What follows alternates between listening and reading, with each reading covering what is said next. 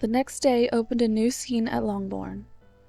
Mr. Collins made his declaration in form, having resolved to do it without loss of time, as his leave of absence extended only to the following Saturday, and having no feelings of diffidence to make it distressing to himself even at the moment, he set about it in a very orderly manner, with all the observances which he supposed a regular part of the business. On finding Mrs. Bennet, Elizabeth, and one of the younger girls together soon after breakfast, he addressed the mother in these words: "May I hope, madam, for your interest with your fair daughter Elizabeth, when I solicit for the honour of a private audience with her in the course of this morning?" Before Elizabeth had time for anything but a blush of surprise, Mrs. Bennet answered instantly, "Oh dear, yes, certainly.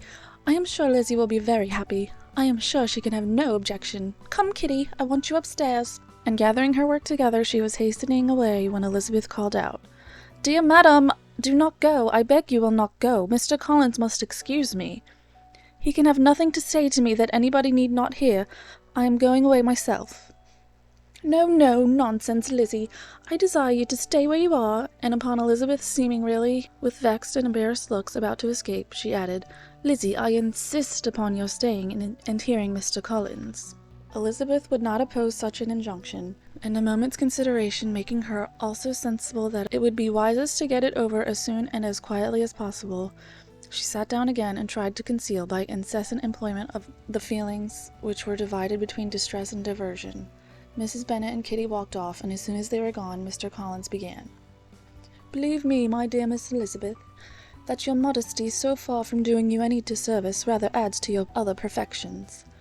You would have been less amiable in my eyes, had there not been this little unwillingness, but allow me to assure you that I have your respected mother's permission for this address. You can hardly doubt the purport of my discourse. However, your natural delicacy may lead you to dissemble. My attentions have been too marked to be mistaken. Almost as soon as I entered this house, I singled you out as the companion of my future life.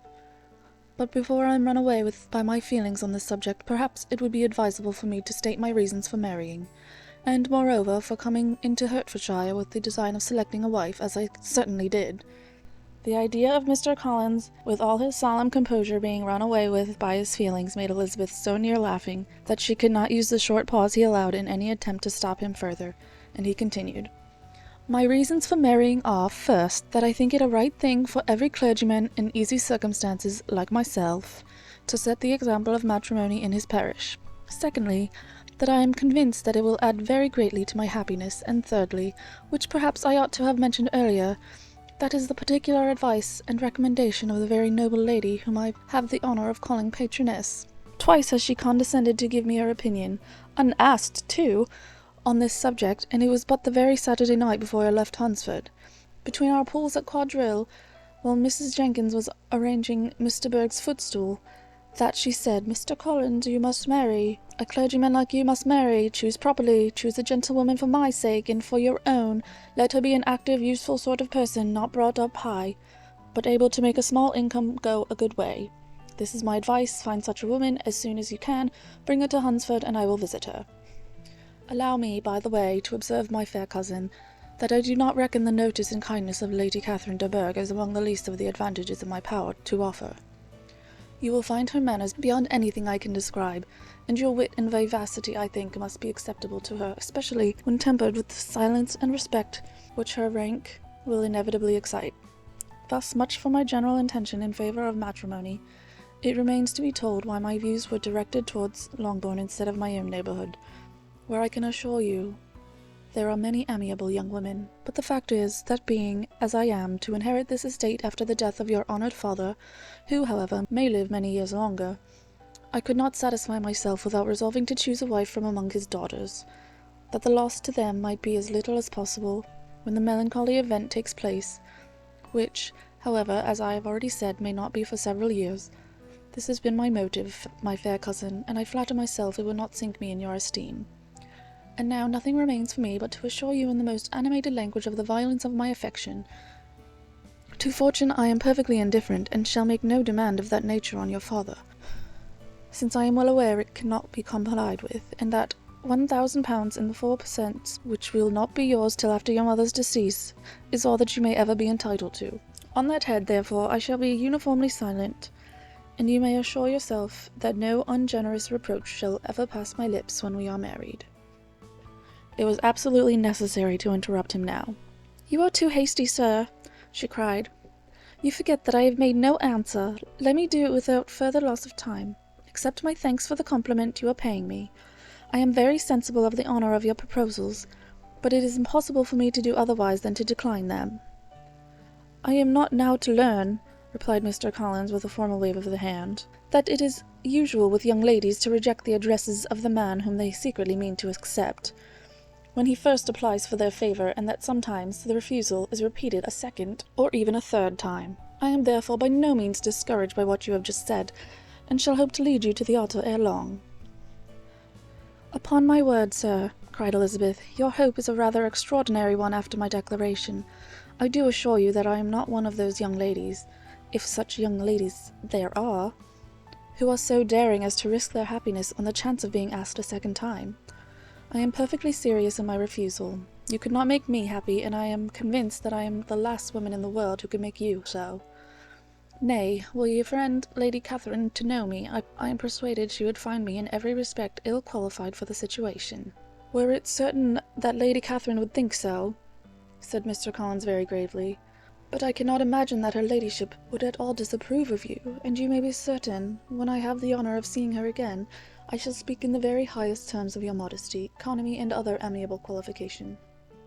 "Indeed, Mr. Collins, all praise of me will be unnecessary.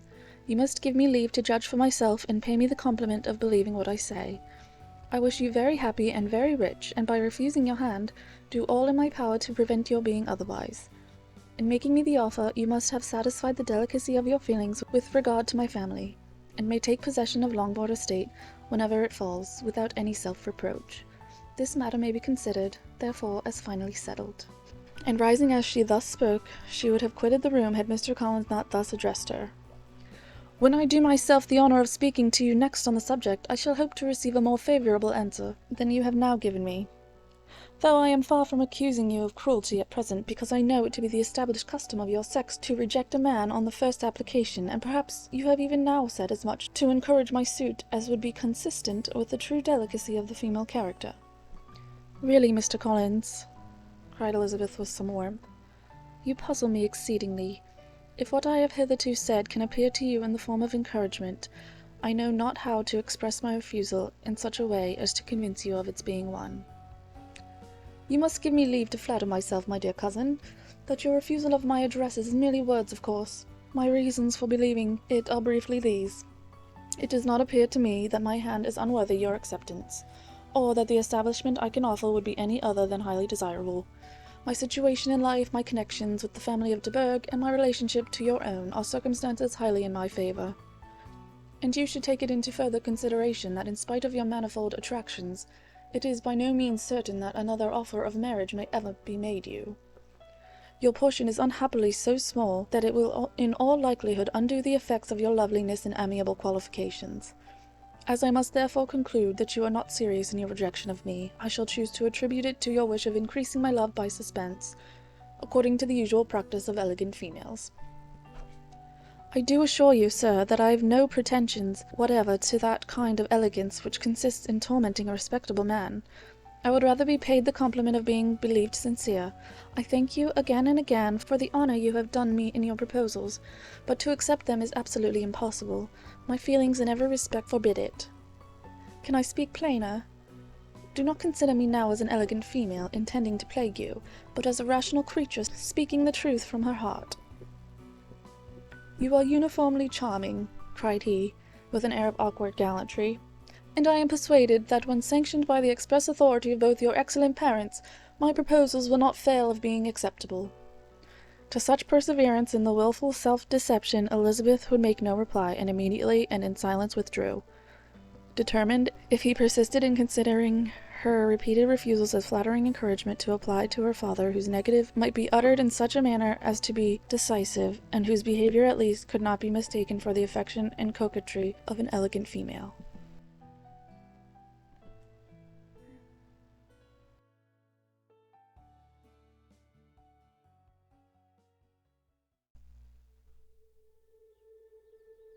Mr. Collins was not left long to the silent contemplation of his successful love, for Mrs. Bennet, having dawdled about in the vestibule to watch for the end of the conference, no sooner saw Elizabeth open the door, and with quick step pass her towards the staircase, than she entered the breakfast-room, and congratulated both him and herself in warm terms on the happy prospect, or their nearer connection.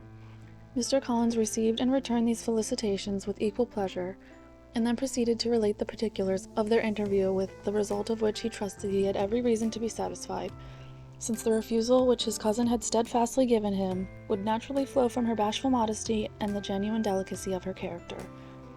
This information, however, startled Mrs. Bennet. She would have been glad to be equally satisfied that her daughter had meant to encourage him by protesting against his proposals, but she dared not believe it, and could not help saying so. "But depend upon it, Mr. Collins," she added, "that Lizzie shall be brought to reason. I will speak to her about it directly. She is a very headstrong, foolish girl, and does not know her own interest, but I will make her know it." "Pardon me for interrupting you, madam," cried Mr. Collins, "but if she is really headstrong and foolish, I know not whether she would altogether be a very desirable wife to a man in my situation, who naturally looks for happiness in the marriage state. If, therefore, she actually persists in rejecting my suit, perhaps it were better not to force her into accepting me, because if liable to such defects of temper, she could not contribute much to my felicity." "Sir, you quite misunderstand me," said Miss Bennet, alarmed. "Lizzie is only headstrong in such matters as these. In everything else she is as good-natured a girl as ever lived. I will go directly to Mr. Bennet, and we shall very soon settle it with her, I am sure." She would not give him time to reply, but hurrying instantly to her husband, called out as she entered the library, "Oh, Mr. Bennet, you are wanted immediately. We are all in an uproar. You must come and make Lizzie marry Mr. Collins, for she vows she will not have him, and if you do not make haste, he will change his mind and not have her." Mr. Bennet raised his eyes from his book as she entered, and fixed them on her face with a calm unconcern, which was not in the least altered by her communication.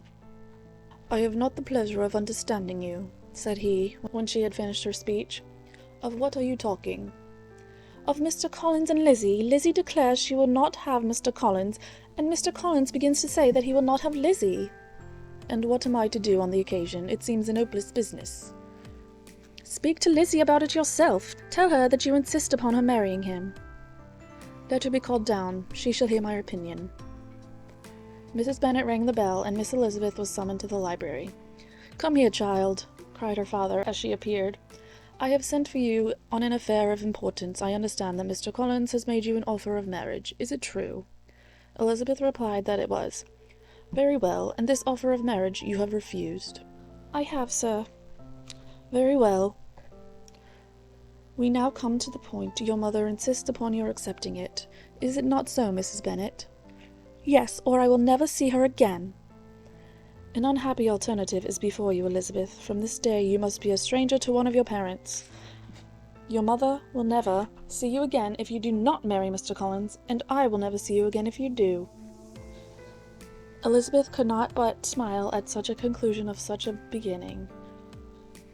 But Mrs. Bennet, who had persuaded herself that her husband regarded the affair as she wished, was excessively disappointed.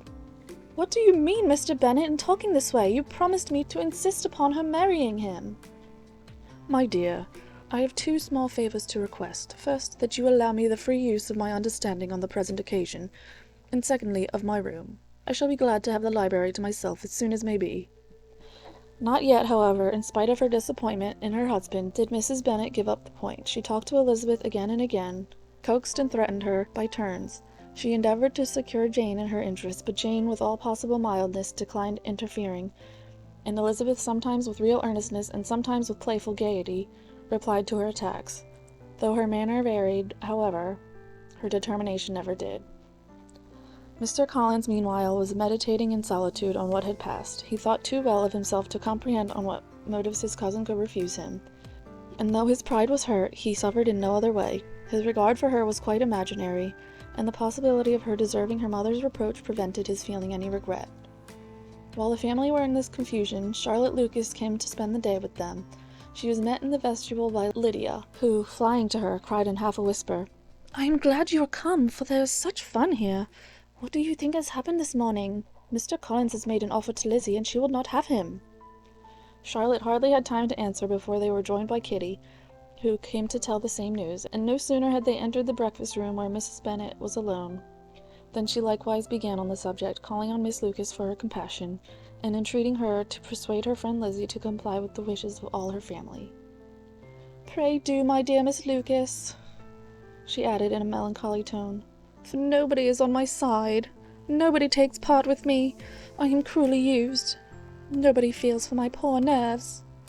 Charlotte's reply was spared by the entrance of Jane and Elizabeth. "Ah, there she comes," continued Mrs. Bennet, "looking as unconcerned as may be, and caring no more for us than if we were at York, provided she can have her own way. But I tell you, Miss Lizzie, if you take it into your head to go on refusing every offer of marriage in this way, you will never get a husband at all, and I am sure I do not know who is to maintain you when your father is dead. I shall not be able to keep you, and so I warn you. I have done with you from this very day. I told you in the library, you know, that I should never speak to you again, and you will find me as good as my word. I have no pleasure in talking to undutiful children. Not that I have much pleasure indeed in talking to anybody. People who suffer as I do from nervous complaints can have no great inclination for talking. Nobody can tell what I suffer, but it is always so. Those who do not complain are never pitied."